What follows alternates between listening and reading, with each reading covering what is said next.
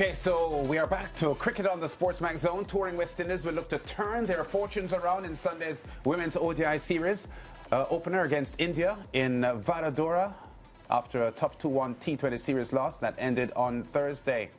Explosive all-rounder Deandra Dottin is set to play her first ODI since the March 2022.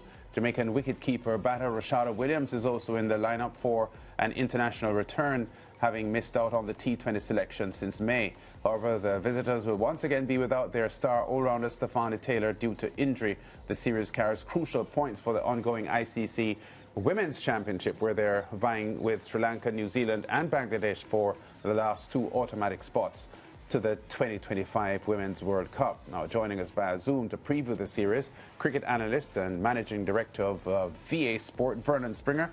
Vernon, welcome to the SportsMax Zone, talking to us live from Antigua and Barbuda, even though he's from St. Kitts and Nevis. Let me start here, Vernon, because the West Indies were the better team in the second T20, but India were the better team in the first and third T20 internationals. Who starts this series as favourites in the ODIs?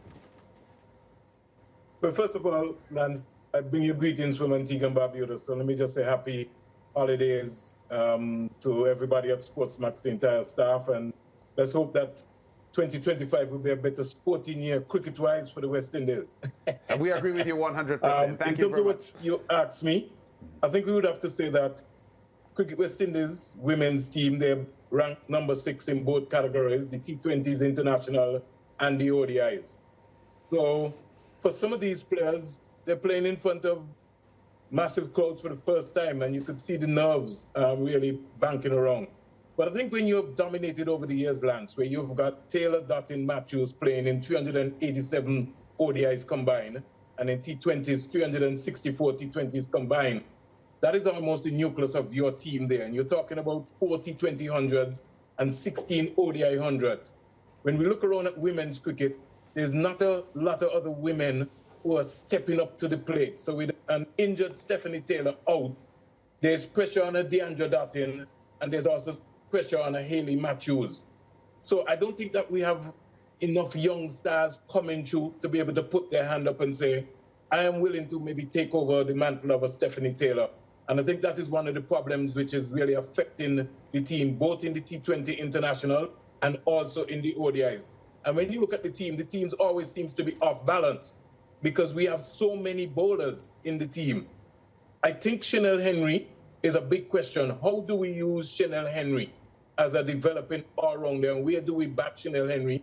And how do we bowl her is going to be also a major concern going into these ODIs. Let me ask you this, because Shane Deets has been the coach for about a year and a half now. How highly do you rate the impact that he has had on this unit? I didn't hear that question, Lance. Yeah, I was asking about Shane Deets, the coach, who has been in the job now for a year and a half. How would you assess his performance as the coach so far? Well, hey, you only can perform what's in front of you, and it's you know she's stood out so far. You know, whether you like it or not, she's demonstrated that she's a world-class player. When you look at ODIs, you know, to have 6 ODI hundreds from 84 matches in T20s, she got 200s. She has certainly demonstrated. In fact, in 2023, you could say was her best year, where she scored over 700 runs, 1 century, 2 half centuries. So, hey, in terms of what she has done, she only can perform with what she has. Let me ask you about the athleticism in the field and their out cricket, because we know that there are developing players in the unit, and you just referenced the fact that, you know, 47,000 watching the last T20 would have been a little bit stressful for some of the newer players. But I think out cricket-wise, that's one of the weaker areas that Coach Deets will have to work on, because they stumble a lot giving runs away and dropping catches in a format that, you know, is detrimental if you're not good in out cricket. Well, let's look, lads. When you look at the team is overbalanced sometimes with more bowlers.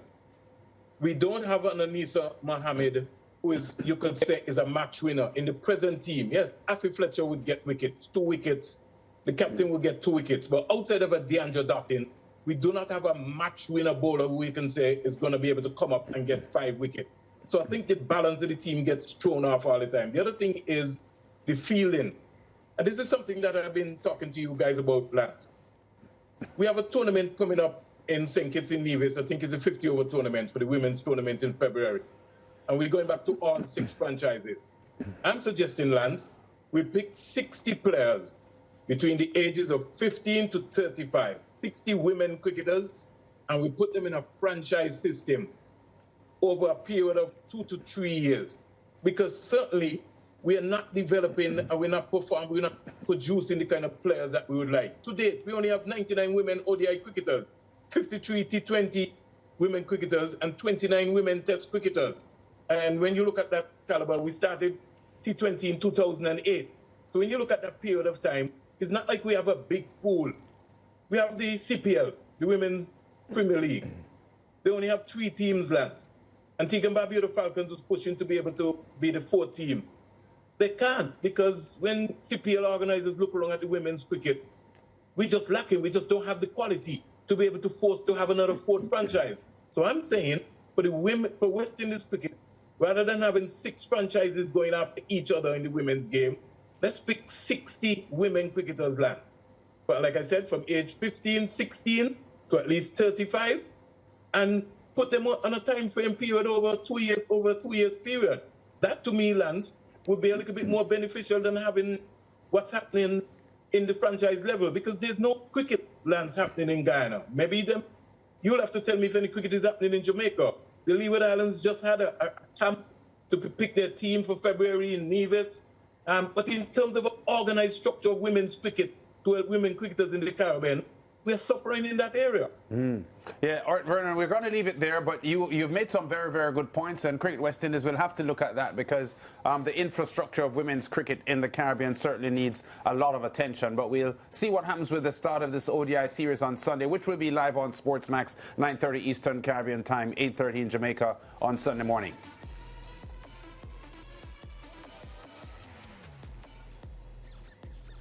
Yeah, break time. We'll be back with more on the SportsMax Zone after this.